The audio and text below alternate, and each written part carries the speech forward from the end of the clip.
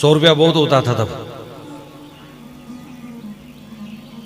तो 100 रुपया निकाल दिया, जगन्नाथ जी की गोलक में डालना। ठीक है सेठ जी। अब रास्ते में भूखा प्यासे संत पैदल जा रहे थे, भूखे प्यासे संत मिलने लगे। क्या करूं, कैसे इनकी मदद करूं, मेरे पास तो कुछ है नहीं।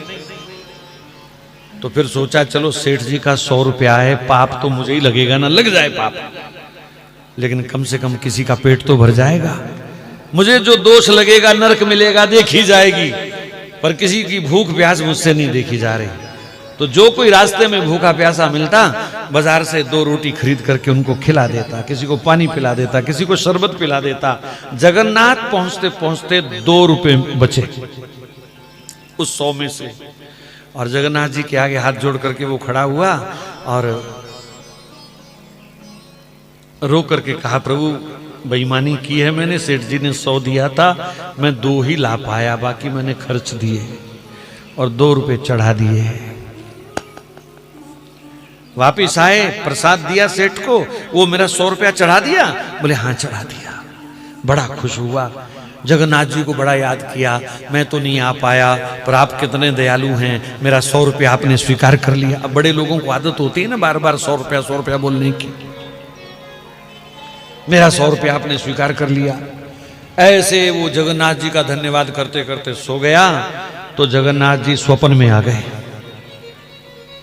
स्वप्न में आ गए तो सेठ ने फिर ठाकुर जी के मुंह से सुनना चाहा, ओ महाराज आपको 100 रुपया भेजा था, मिल गया? तो कहा सेठ जी 100 तो नहीं 98 मिले हैं मुझे। अरे बड़ा बेईमान है वो महात्मा, 2 रुपए खा गया। मेरे को तो कह रहा था मैं 100 रुपया चढ़ाया।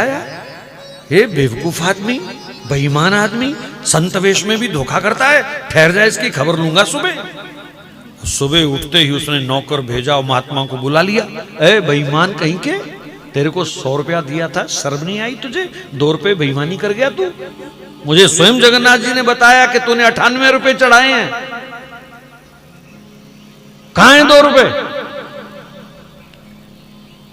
महाराज जब सेठ के मुंह से ये बात सुनी तो वो संत तो रोने लग गए। हे जगन्नाथ प्रभु, आज पता चला कि तुम क्या स्वीकार करते हो।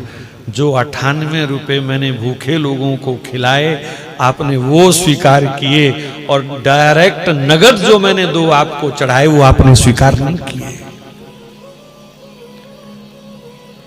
आज कौन चलेगा इस पद्धति पर? मैंने वृंदावन के बड़े बड़े मंदिरों में देखा। हमारे एक दिन में गया बिहारी जी के, एक सेठ अपने थैले से गड्डियां निकाल निकाल के डाल रहा था।